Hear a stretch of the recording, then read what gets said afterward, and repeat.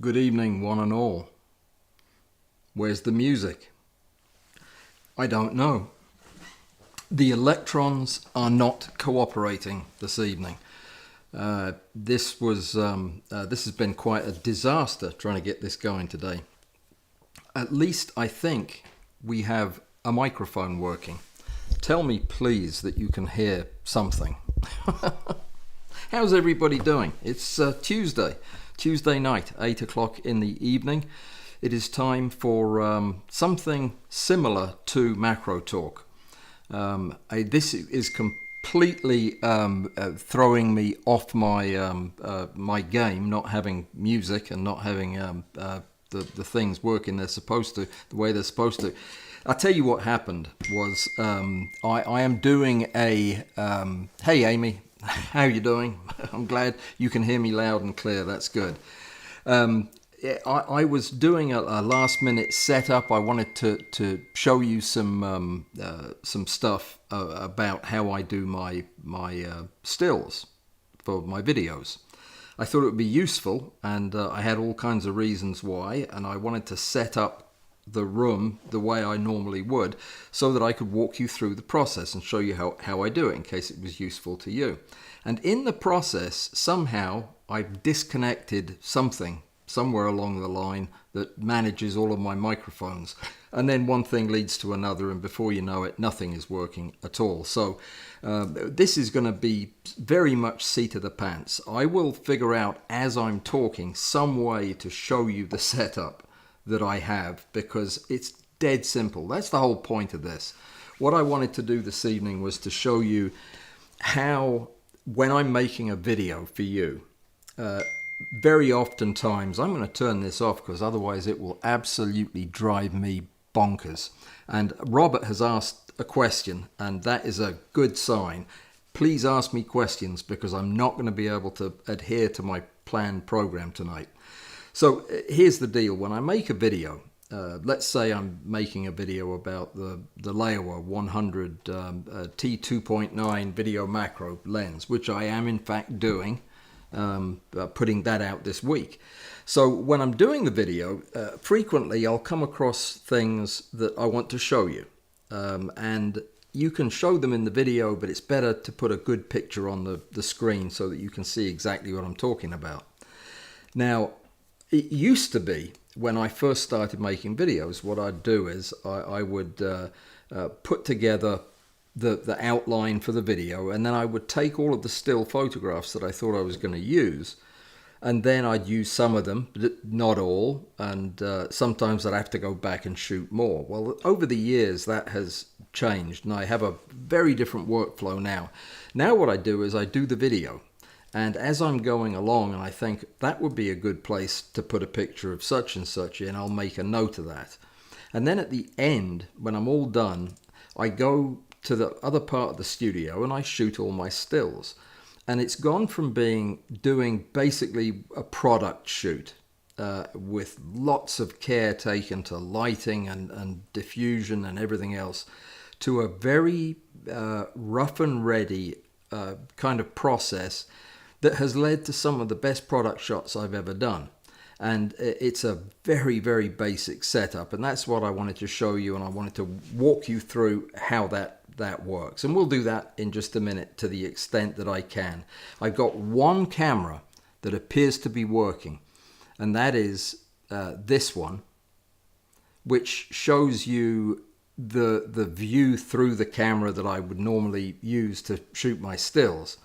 And that's not going to be enough because I need loads of cameras to show you all the stuff, but maybe I'll figure out a way to use that to show you everything else. We'll get to that in just a second. Let me first of all make a couple of brief announcements, stuff that might or might not be of interest to you. This is a non-Pazoom, this is a Pazoom week. We have a Pazoom on Saturday from 10 o'clock until noon. That is a private meeting for those who support me through Patreon, and those who support me other ways get invited too. And we get together for 2 hours every other weekend on a Saturday morning from 10 o'clock until noon. And during that time, we do whatever you want to do. Sometimes we'll do a tutorial. I'll show you some nifty trick or other that I'm up to. We'll look at other people's rigs and get updates on how various projects are going. Right now we're doing a series of beginner videos or transition videos where I am teaching one of our Patreon supporters how to do everything from start to finish. And Susan volunteered for this thankless job. And every month or so, Susan will give an update on her rig and show you some pictures. So it's a wonderful opportunity to get together with like-minded souls who are into macro photography and talk to them and me about whatever you want. It can be as formal or as informal as you desire. It runs about 2 hours, and we usually take a brief break. We've got some exciting stuff coming up, and I'm going to tell you about one or two of those things now while I look for my eyeball cleaning rag. Just 1 second. It's not my eyeballs that need to be cleaned, it's the spectacles. Anyway, there is a strange coincidence that has worked out to our benefit. I have a good friend who is also a fantastic photographer, and just by coincidence, he is also a classical music composer and teaches music at university. He's a very, very talented Renaissance man and a good friend. And he's coming down to this neck of the woods for an intensive workshop that I'm going to give. And he's going to be here for a few days, and we're going to be working together. And it just so happens that his visit coincides with the Pazoom weekend. And I have managed to talk him into coming on to do an interview. And one of his things is he's very much into AI, which is one of the things I wanted to talk about tonight. And he's very much into creating art using AI as a tool.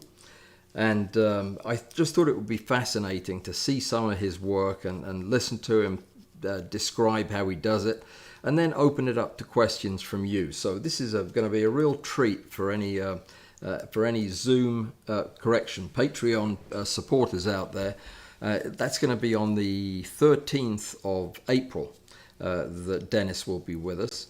And it's Dennis Miller is his name. And if you're into AI and music and art, you probably know him. But he'll be here with us that weekend. I'm very excited about it. I've totally forgotten what we were talking about. No, I was saying it's a Pazoom weekend. This is going to be a good one too. We don't have an interview this weekend, but I've got several things that I want to talk to you about, and I think you're going to enjoy it. It'll be a good fun 2 hours. One of the things we're going to be talking about, and I hope we'll not just be talking but actually looking at, will be the new lighting equipment from Novaflex that I've been teasing you about. It's supposed to arrive someday soon, any day now, and when it does, we need to take a look at it and see what all the brouhaha is about. I can't wait. I know it's going to be brilliant. I've read a lot about it, and we're going to have that equipment here to look at and talk about. What else do we have? We're going to talk a little bit about the video competition, and there is a chance, just a chance, that this Saturday at the Pazoom meeting I'll do some of the judging with your help, because the videos will all be in by then. You know that the competition for this last 2 months has been a video competition. So your entry needs to consist of a video clip. You're allowed to have a clip of 60 seconds or less. It can be as short as you want, but it has to be under a minute, which isn't that long really when you think about it. But we've got several entries. I'm very excited to see the rest. So you only have, 2 days left? 2.5 days left to get your entry in. And then that will be one of the things we'll talk about during the Pazoom. We'll talk about how it went, and we'll hopefully look at some of the entries. Gosh, there's other stuff going on. I know what it is. There's no Tangent this weekend. Tangent is going to be with us once a month after the second per Zoom. But there's a wrinkle to the works. The same weekend that Dennis is here for his interview, we just happen to coincide with a tangent weekend, and I won't be able to make it, so we may have to move that. Don't worry about it. It's complicated. No tangent this weekend. This Thursday, we have a live stream, as we always do on Thursdays, at 2 o'clock in the afternoon. This one better not get messed up technically, because it's going to be a good one. We're going to talk about how you can go from this, and this actually looks quite good now. This is a wasp from the Andes, and when I received it, it was squashed flat as a pancake with a flat abdomen, a squished head that was turned all the way around like Linda Blair, and it just was one of these bugs that you buy that you wonder why you bought it and you're planning to just throw it away. And Nikon lover, real Nikon lover, just tossed $10 in the hat out of sympathy. Thank you, sir or madam. I appreciate that. That is very graciously accepted. You get a question with that, so come up with a question. It's all yours. I'm going to get to your question, Robert, in just a second. But where were we? We were talking about something interesting. Oh, we're talking about Thursday. We're going to learn how to take a commercially purchased insect, an insect you buy from, say, the Insect Trader. Is that the name of it? Insect Trade EU. That's right. And it comes in, and it's a complete mess. How do you make a good picture out of a complete mess of a specimen? Because if you just went out and caught this, you'd take one look at it and throw it in the bin. But if you spent $4.50 on it, you want to find a way to photograph it. So this, of the last batch of insects that I got, this was the worst. This one looked like it had been gone over with a rolling pin. And I got what I thought was a really nice picture out of it. And I can't show it to you because I messed up the thing where I do that. It's been in several of it was in the announcement for this meeting, for one thing. It's been other places too, but you'll see it again Thursday. Turned out, excuse me, to be what I thought was a very nice picture. And it shouldn't have done, because it was a very ugly beast. So I'll go through the whole process of cleaning and repairing. I know we've done some of that last weekend, but then most of the time is going to be spent on looking at how the stacking was done, how I used a combination of retouching and Photoshop to fix what needed to be fixed, and how we came up with the end product. So it's a workflow thing, and it's an extreme example of what we sometimes have to do. So that's Thursday's live stream.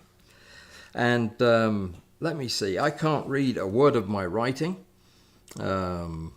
Yeah, so whatever it said, I'm sure it'll be interesting. Excuse me for 1 second. I need to take a sip.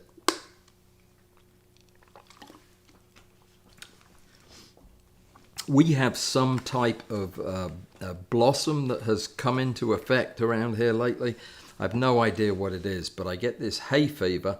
Not interesting, I know, but bear with me. That only lasts for a couple of weeks, but when I have it, it just makes me miserable, clogging up the openings in the head. So I took an antihistamine, which has dried my membranes. Did you not need to know that? Okay, fair enough. I won't go any further. Tell you what, there's some interactive stuff has got to happen tonight too. I need you, audience, how many of you? 380 of you, a tenth of that, but it's a good start. I need you guys to tell me, what are we going to talk about? What are we going to compete about in our competition in March? Okay, you're allowed up to 2 words, unless you're the real Nikon lover. You get to give me a much bigger answer if you wish. And yeah, the idea is by the end of this episode, I want to know what we're competing with one another for. So I need a subject for the photo competition for March.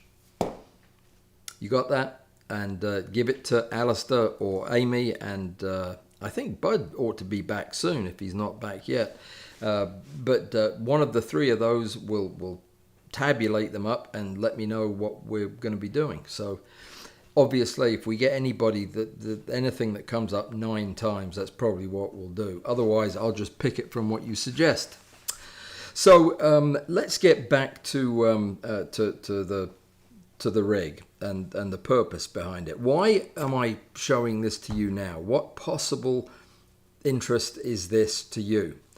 Well, it occurred to me that there are quite a lot of times when you'd like to have a decent photograph of a piece of equipment, because that's really what this is. It's a photographic equipment. Whatchamacallit? I forgot the name of the thing, but it's a like an advertising shot, and you could use these things if you're putting a product on eBay, for example. If you're trying to sell a camera on eBay, or if you're trying to sell a lens on what's the Facebook one, has a marketplace. That's right, and countless other ones. If you're trying to sell a puppy, or get rid of a puppy, whatever it is you do with those things when you don't want them anymore, you need a nice picture. And if you don't think a picture is the key to moving something like that, you're sorely mistaken, because it really is. And the better your picture, the faster you'll sell whatever it is you're selling.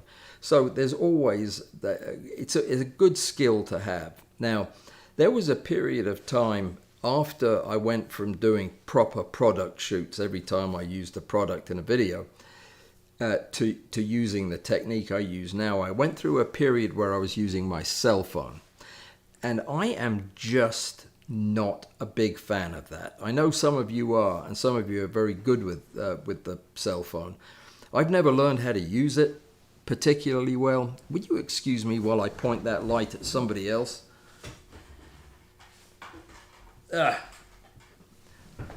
That was giving me a scorcher of a headache, that light shining in my left eye.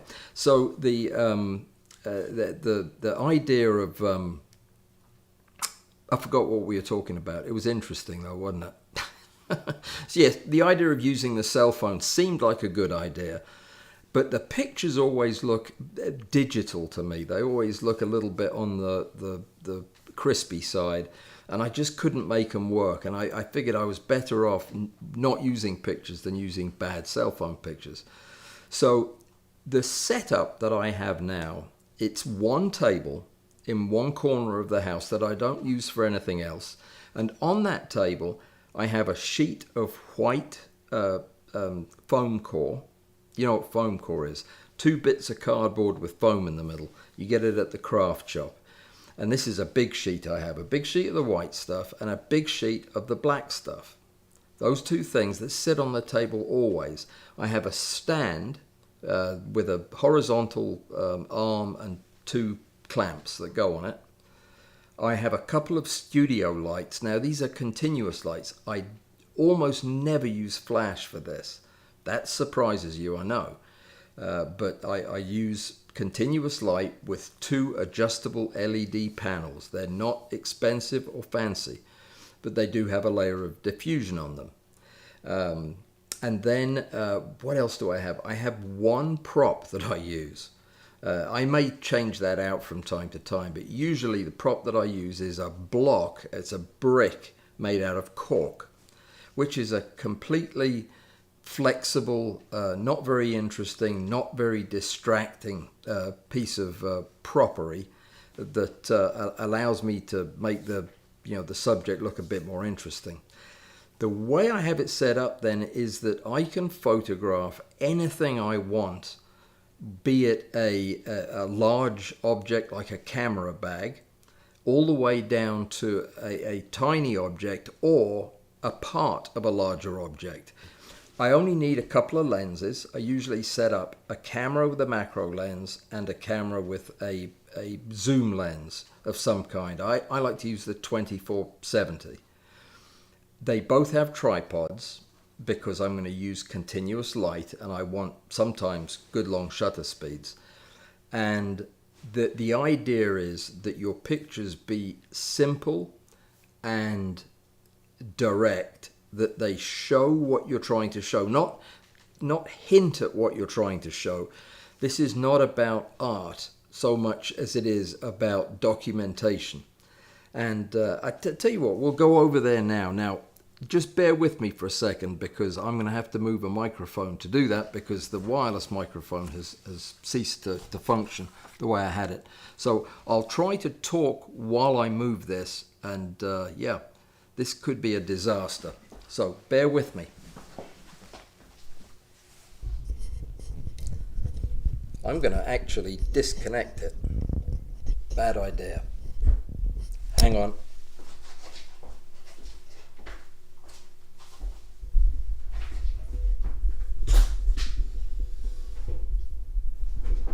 You should be able to hear me in a minute. Can you hear me now? All right, so that now has the microphone pointed roughly at me. All we need now is a camera, so bear with me.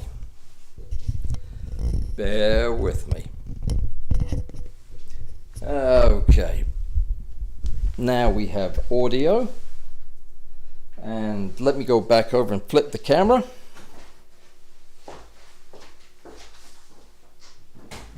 I know you can't hear me. Don't be alarmed. Oh, the camera's gone off. Okay guys, that was a brave effort. I am not going to prolong the agony. The camera has turned itself off. And yeah, nothing else to be said. I'm going back over there.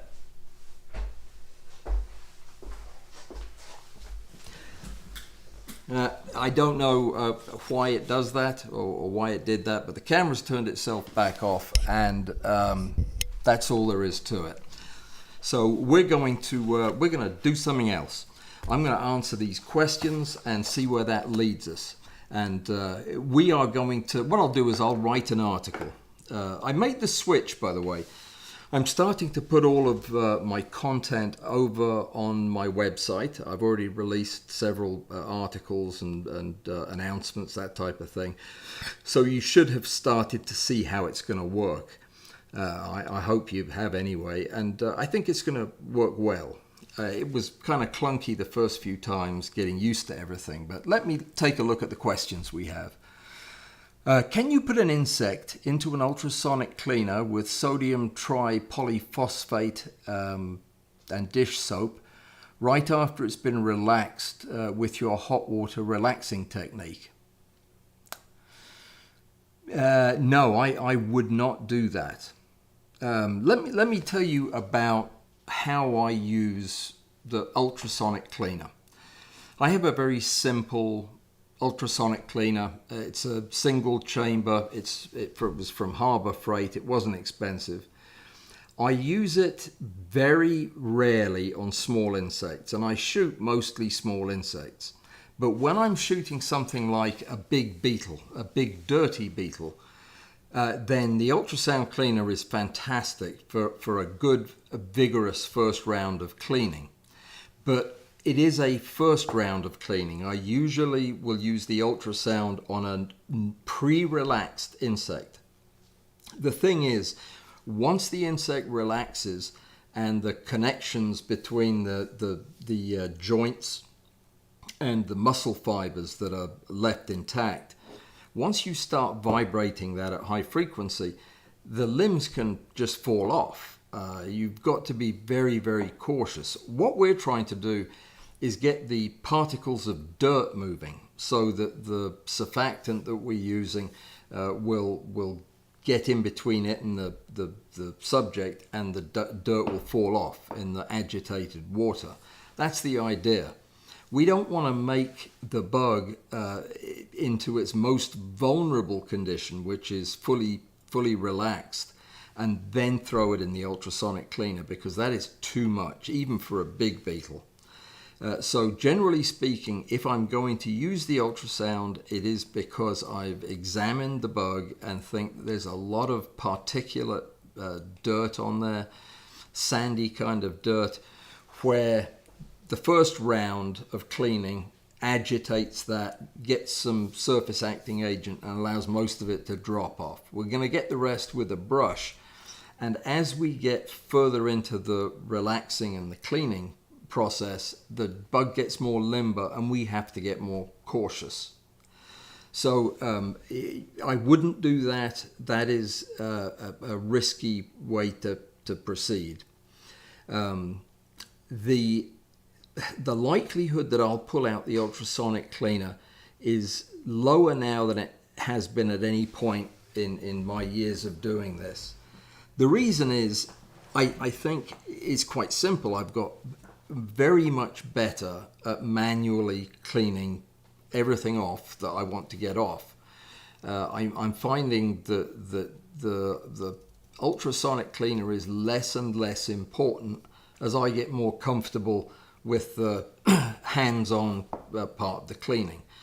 I prefer a warm, not hot by any means, but just a warm dish soap solution.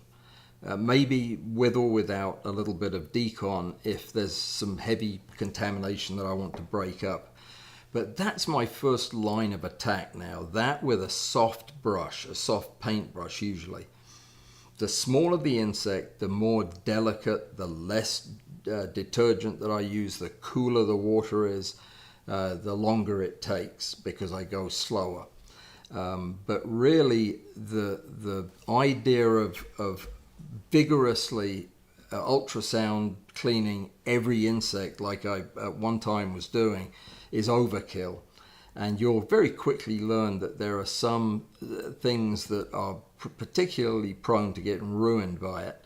Surface coloration that's caused by the physics of the outer layer of the integument, that is particularly prone to damage from ultrasound. When it is the interference of light that is causing the reflections at different wavelengths that gives the shimmery, beautiful jeweled appearance of some beetles, that's the kind of thing that gets damaged with ultrasound, and that's the kind of thing that I am most interested in photographing.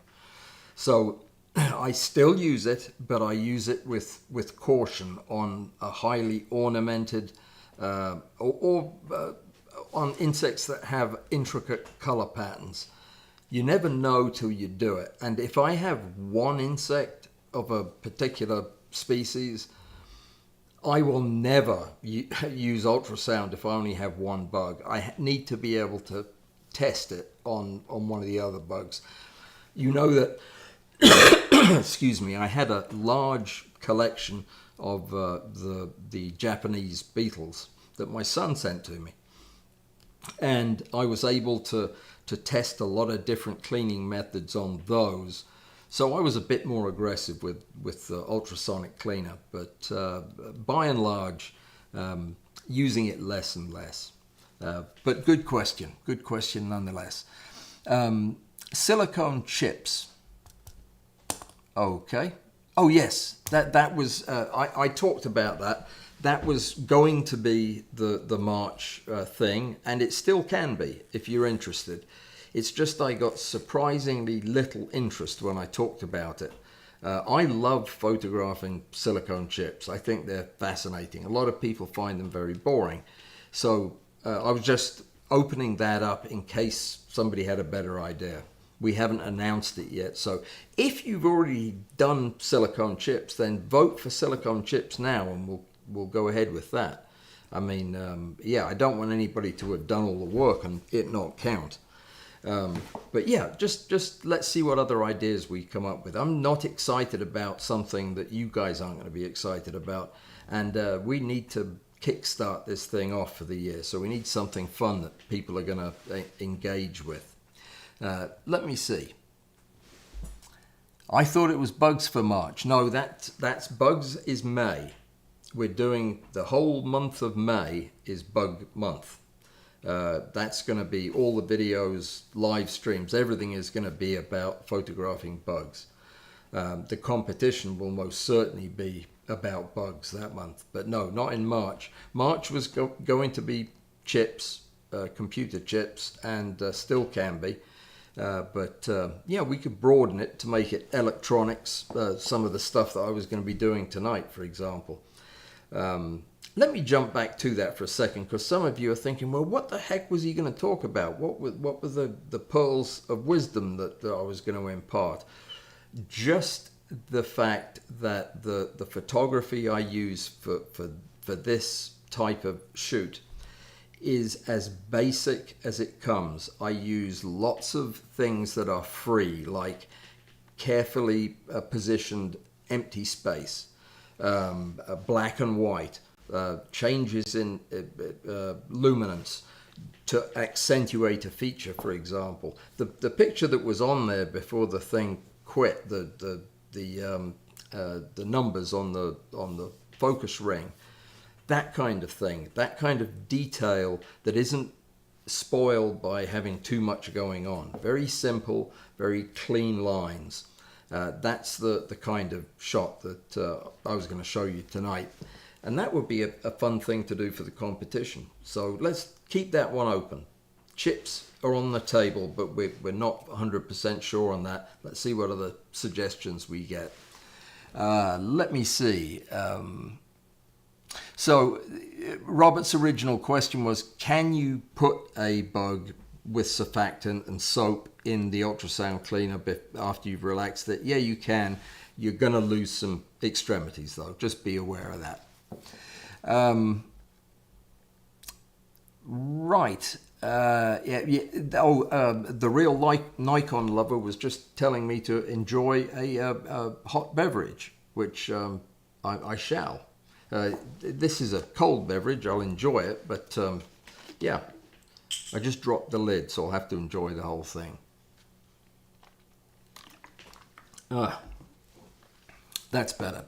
Okay, so broaden the scope to be electronic parts. Yeah, well, that's good. That opens it up to some really interesting stuff that I've been doing recently myself. So that's a good idea. We'll bear that one in mind. Real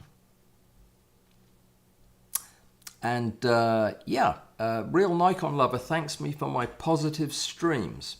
Jim, I'm not sure what you mean by that, but it sounds good. So thank you. They're certainly intended to be positive. Why do I do this? Why do I do these streams? Why do I do the videos? That's what it is. I was telling somebody tonight in a conversation, the reason I do this is to encourage you to get into it more, to do more of it and discover how much fun it is. A lot of people will like the idea of macro photography, but when they get into it and realize how much work it is, they kind of lose interest. But the magic happens after you get over that initial shock about the amount of work.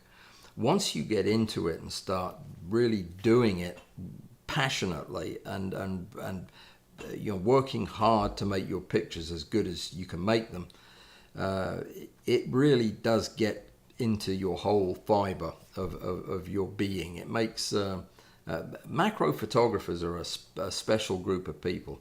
They look at the world a little bit differently, and that's what I want to do is open some eyes to how cool that is.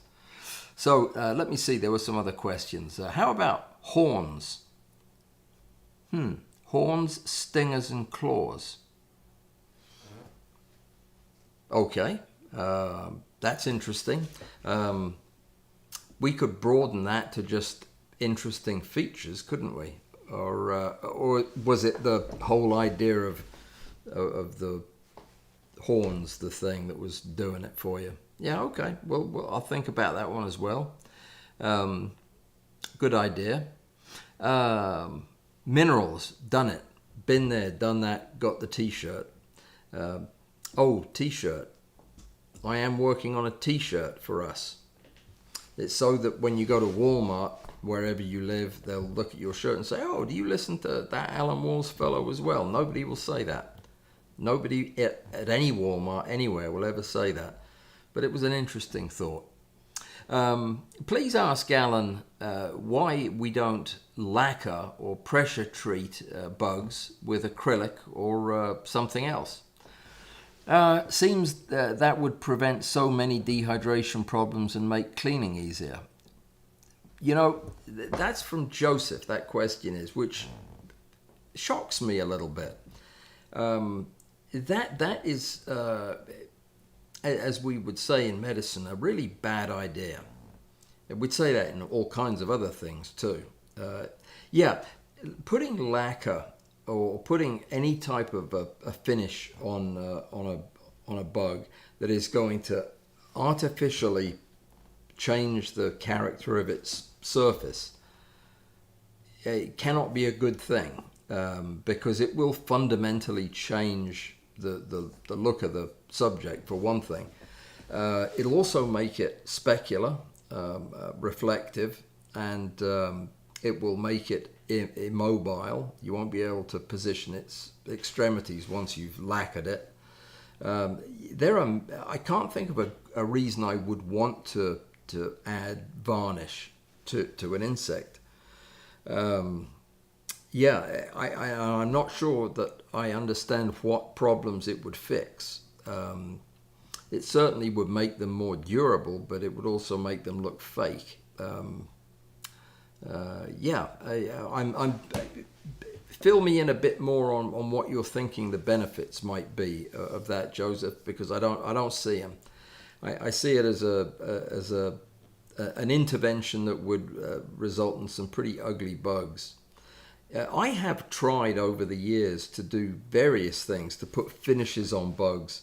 And Bud Parrott, one of our longtime supporters, uses a substance called Croil, which is it's actually a penetrant that is used to unstick sticky bolts and what have you. But apparently, it has a very good coating action. Hadn't had a lot of success with it, but Bud uses it to coat bugs where it seeps into all of the crevices and gives a nice uniform look to the surface. I must say, when it comes to the finish of the bug, the coat of the bug, I much prefer to photograph them the way they are. They're virtually always more interesting the way they are when I catch them than when I get through messing with them. I don't see a role for that. I really don't. I'm not sure I see a role even for doing something like adding Croil to them, to be honest. Anything that makes them more reflective is a problem. Let me see. There were some other questions up here. What to look for in purchasing a silicone chip or a die? Great questions. I was not actually anticipating that you would purchase anything to do this. You certainly can. You can buy all kinds of chips, from little pre-skinned chips to full dies that have been uncapped. And you can spend a few bucks or a lot of bucks on getting them. You can also get vintage chips in their uncapped form through vendors on the internet. You can even get real whoppers like this that won't even come out of the bag. It's so big. These were a gift to me from Mr. Hall. Thank you, Harold, for your generous contribution. These are beautiful chips, but I haven't been able to uncap them because these are of the oldest kind that use a very heavy metal and epoxy cap to cover the chip itself. These are difficult to get to the silicone. What I use are slightly more modern chips that just have a silicone capsule, and they're easy to heat up and pop off, or that makes it sound really a lot easier than it is. But I anticipated that's what people were going to do. was go ahead and just harvest some chips from some old electronics or from a thrift shop like I do, and then pop them out, clean them up, and photograph them. That's, to me, the whole fun of it, is finding and opening the chip. But you raise a good point. If you're thinking of purchasing something, either to uncap them yourself or purchasing the chip itself, that can get more expensive than I really want anybody to have to spend money doing. But the answer to your question is there are several sellers on eBay that will sell high quality, completely cleaned off chips, either a whole die with the whole sheet of chips on them already that have been rejected for whatever reason, all the way to individual chips with just one set of whatchamacallits on there. You can buy anything like that, anywhere in between, from broken chips to beautiful high quality chips from the original manufacturer or a third party selling them. All kinds of ways you can do it, and that's part of the fun of it, is finding the good ones and figuring out which ones you want to photograph. Probably, if we decide to go with chips, I will do a live stream on this subject, a live stream to answer that question, to tell you what electronics to look for these things in. And even that is a bit problematic, because when you do open these chips, you have to apply heat to them. And heating epoxy is a dangerous business, because it puts off epoxy gases that, when you vaporize that stuff, you shouldn't be breathing it. So maybe that was not well thought out. But let me think about it some more, and I'll make an announcement if we don't come up with something tonight. But certainly, it sounds like a lot of people have already been working on this, in which case, consider that still a thing, regardless of whether we pick another one or not.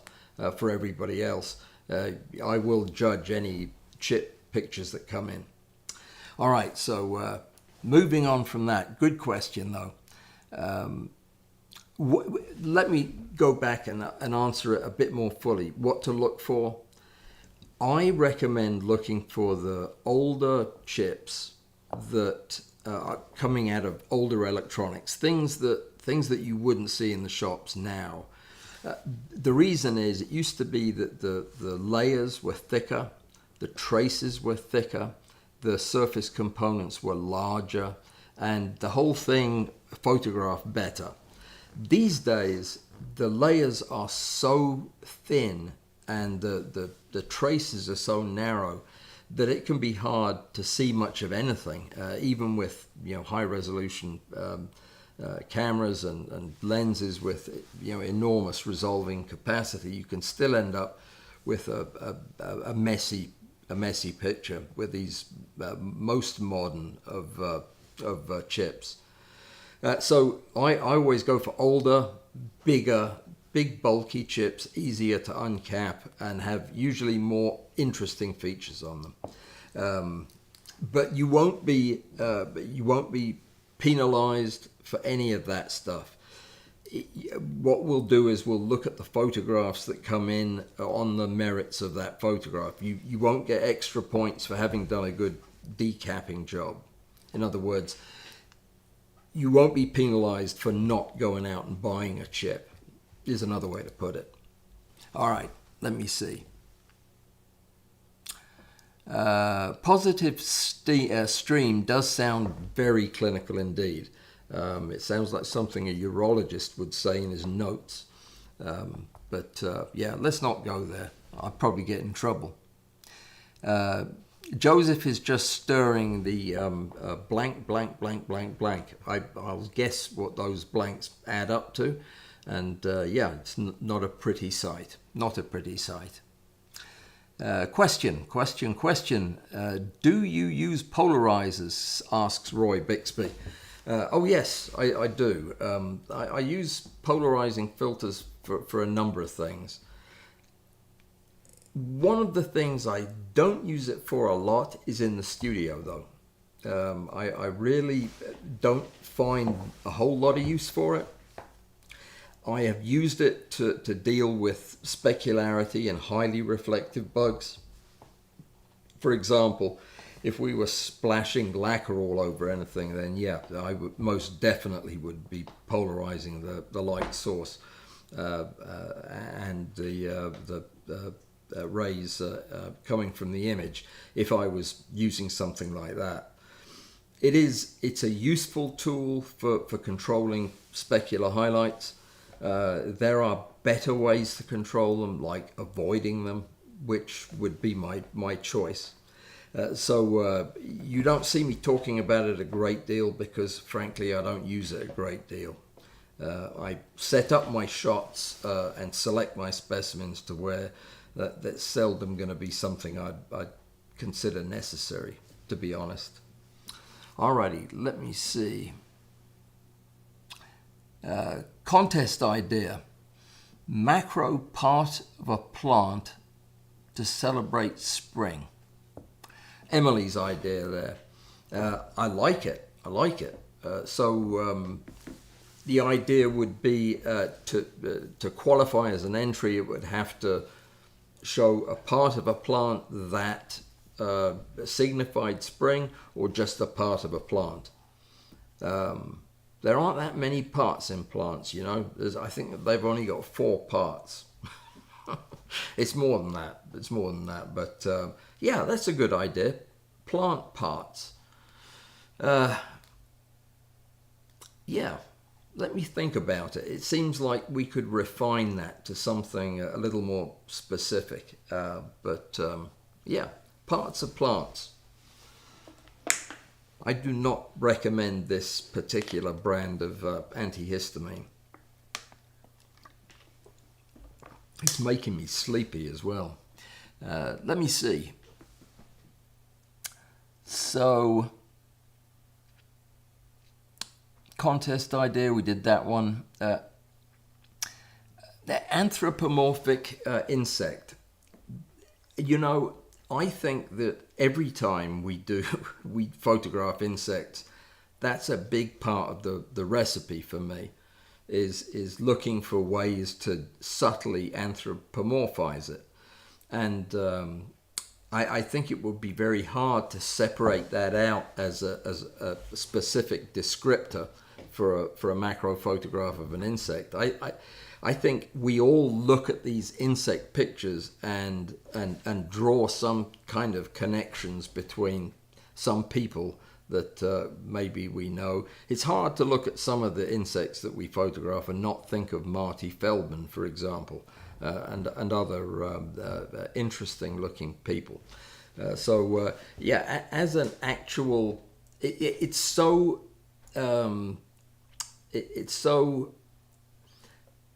what's the word I'm looking for? Subjective. Yeah, that's the word. It's so subjective what consists of an anthropomorphic interpretation of an insect that, you know, you can't really judge it. You can't judge what somebody else is seeing, and making somebody else see what you're seeing when it comes to, you know, an anthropomorphized insect is just going to be, it's not, everybody's going to be upset. Nobody's going to be happy that I didn't see it the way they did. I know all about this because I oftentimes will name my photographs after some humanoid characteristic that they're displaying, and nobody will get what I'm talking about. So I know what it's like to see something that looks a bit human in an insect and have nobody else agree with you. So probably not a great idea for a competition, because you have to have a somewhat objective way to assign a score. All right, so let me see. Sounds like I'm coming down with something, doesn't it? So the idea of celebrating spring is a good one. I like that. We could make it that simple, or that simple a theme, celebrating spring. and you can do that any way you want, through the parts of an insect or a plant. I mean, that's a good one. I'll think about that. I should be writing these down. Whoever just thought that and transmitted that into my brain, thank you. So parts of plants, springtime. Yeah, let me keep thinking and keep reading. Phil has an idea. Photography, just leave it open as chips. Electronic chips, wood chips, corn chips, potato chips. Stretch your imagination. Somebody's going to take photographs of cow droppings. You know that. I hope not everybody does that. That's a great idea, Phil. I can always count on you for refreshingly clever ideas. Just leaving it as chips, yeah. And people will ask what kind of chips, any kind of chips you want. It could be like a chip off the old block, or a chip on one's shoulder. There's a lot of ways you could interpret that. I'm liking that. But you know, the more wiggle room you put in there, the more people will take advantage of it, and we'll get things that just don't look like anything to do with chips, but they'll have a reason for them. So let me think about it.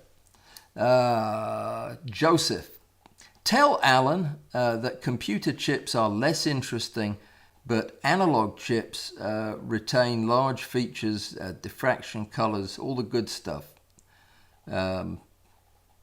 Open an amplifier if you want to see that. Okay, well, that's really what I was saying, only in the wrong choice of words.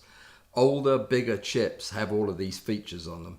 They do, as you get more and more modern and everything shrinks down, they do start to look a bit homogeneous to the naked eye, or to the microscope aided eye. So yeah, I get your point, and how to communicate to that to people, I'm not real sure about. The problem is that it took me years to figure out where to find decent chips and what was worth my effort and what wasn't.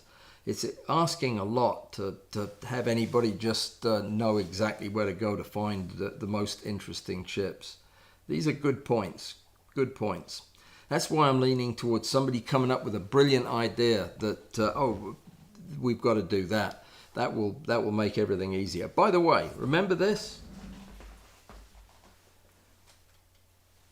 You can just see it. This thing here. Let me get the other one.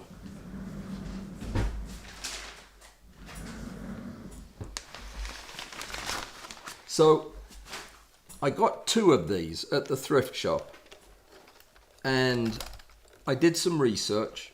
I discovered that you could still get the software for them. They're overhead projectors. They're what people use after the Stone Age, when they used to have the ones that you wrote on, that had a sheet of plastic on them and it would shine it on the blackboard or the whiteboard. That's what I had in medical school. That was after the Stone Age. But those things work. These work better because they've got a camera in the end. There's the camera. And that camera has zoom and all kinds of other things that go with it. And I thought, well, this is nifty. It'll never work because they're ancient. But lo and behold, when they're powered correctly and you hook them up by USB to your computer and you download the software, they work. They actually produce a picture through this lens. And I was playing around with them today, which is probably one of the reasons that none of the stuff in the studio works anymore. But I got both of these working at the same time.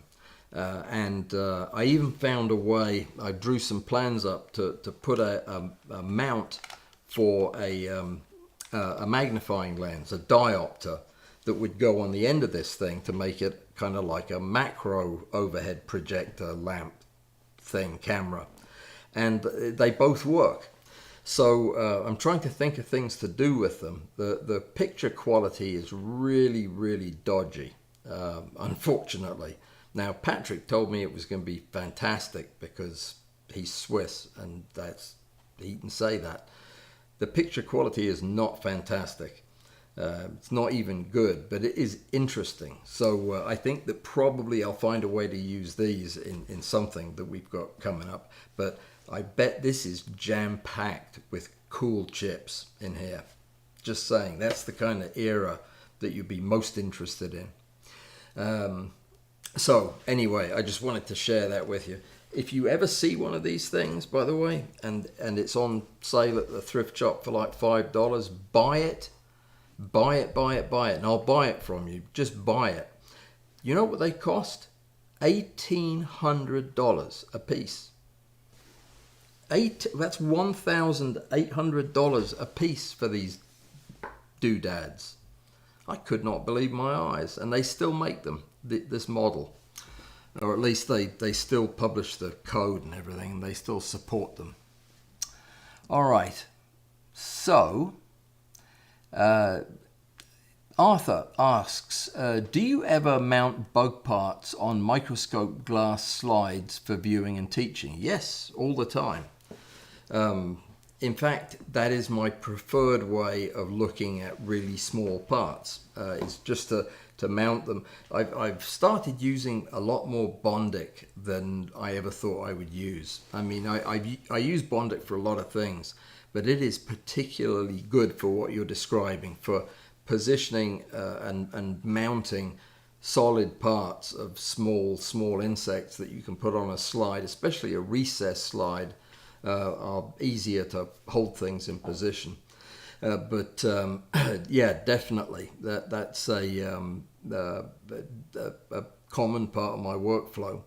You know, somebody asked me the other day. I'm preparing a series actually of live streams on diatoms and tardigrades, two fascinating groups of organisms. The water bears, the tardigrades, are particularly fascinating because of their weirdness and how resilient they are and just how bizarre they look.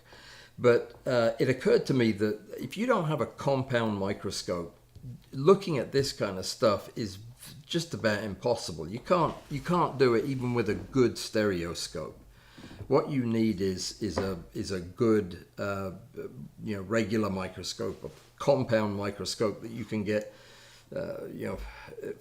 400 times, 1,000 times magnification, oil immersion, that type of thing. Because a lot of these structures are very, very small, and you're not going to get the kind of images you want without the more powerful optics. So yeah, I'm still in the market for one. I spent a good part of last year looking for a microscope and never did find one that I'd have been happy with. They're not cheap, and the kind of machine that I want is quite expensive. I want it to be able to do most of the stuff that I can think of to do with it. But it'll happen, and as soon as it does, the first thing that we're going to do is get into some diatoms. I don't know if you've ever done any photography of diatoms. It's really difficult. You have to prepare them with exquisite care. They're tiny little single-celled phytoplankton, if you will. And they're gorgeous to look at. The shapes are mind-boggling, but they're very, very difficult to prepare and photograph well. So yeah, it's going to be I think a whole week of videos and discussions to cover the subject even superficially. And it'll be probably the first thing I do once I get or borrow a decent microscope. If you happen to have two microscopes, a compound microscope that you don't use, lend it to me and I'll do that right away because I'm up for it. I was actually doing some reading this morning on the kind of diatomaceous life you're going to find around these parts. which is the same as you're going to find just about anywhere else. But I have a bath mat that is made of diatoms compressed together, and it soaks up water. Yeah, it's mud. It's made of mud, a big block of mud that you stand on, and seeing as you just got out the shower, by the time you're dry, your feet are covered in mud, which honestly, it kind of defeats the object of having the shower in the first place. Just saying, just saying. So, other ideas. Oh, here's a good one. Animals doing human things. You mean like opening a bank account or milking themselves? I'm not quite sure what that would look like. Let me think about it though. It sounds fascinating. I can't off the top of my head think of an example. Amy, give me an example that you're thinking of what an animal would do that would be human looking. I don't see a tardigrade driving the car, for example. I'm not going to let it drive my car. It's too small. It's things that look like feet wouldn't even get to the floor. So yeah, it could be risky. Give me a better example. Let me see. Robert's got one here for the contest. Pictures of insects that turn out to look like something else. Usually funny. Okay, give me an example of that too. I'm having a hard time with that. You have a picture of an insect and it turns out that it's not an insect, it's a Volkswagen. Yeah, that would be funny, but yeah, give me a better example. What would the entry look like if you were doing that? Yeah, I think I know what you're saying, but I'm not sure I can see that filling up a competition. It might be a good idea for I mean, you're the master of getting humor into photographs. Your pictures are so clever. I'm not sure if everybody is on the same wavelength as you when it comes to injecting that kind of humor into a still picture. You're a bit of a master at it. That might be problematic. Let me think. Tell Alan another idea for the competition. Watches and other tiny machines. We did tiny machines, but it might be getting on to 2 years ago now that we did them, and I loved that competition. They were fantastic entries and wonderful machines. Watches and other clockwork type things just look fantastic. But I try not to get anything repeated unless it's a very broad category inside of 2 years. And I think we're well inside 2 years on the machines. Let me think. I'm going to run out of water before I run out of things to say. Oh no, we've run out of time. I can go get a fresh bottle. Guys, I'm grateful to you for your patience, and I'm so sorry about this just complete dog's breakfast of a technical thing tonight. I really, for the life of me, don't know what went wrong here. I'm sure it's very simple. It's probably one plug in the wrong place. But yeah, I'll get all this fixed, and maybe on Thursday, depending on how it goes, we're going to be using a lot of... There's a nice picture.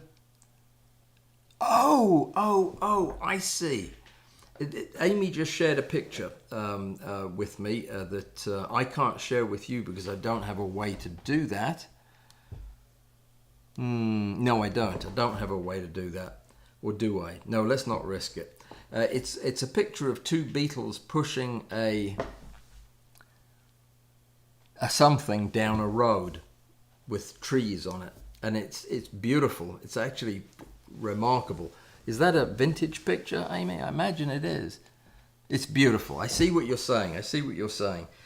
I don't think we got any closer to a solution for March.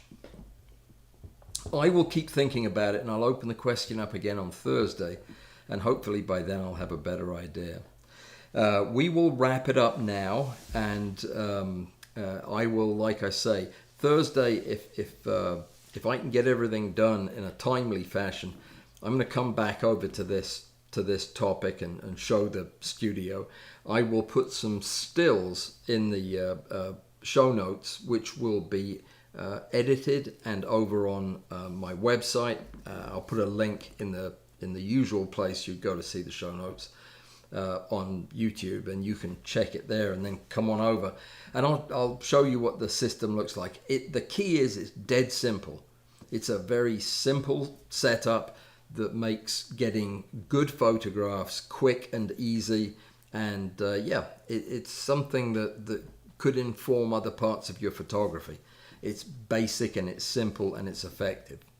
All right, guys, I am done for tonight. Again, sorry things weren't a bit smoother. They will be next time. And on Thursday, we're going to have fun. So it'll be making... Oh dear, what happened to my bug? Oh, there he is. It'll be making an ugly wasp look gorgeous in 15 easy steps, 15 difficult steps. What do you think? That's from the Andes, that wasp is. How they know that, I don't know, but that's what they said from the Andes. Everybody have a great week, and stay safe and be well. And I will catch up with you on Thursday. If not Thursday, I'll see you at the Zoom on Saturday. And I can't think any further beyond that. That's as far as my brain will go. So take care. Amy, thank you. Alistair, thank you. And Bud, if you're there, thank you. I do appreciate all three of you. I'll see you again in a few days. Take care and stay safe. Good night.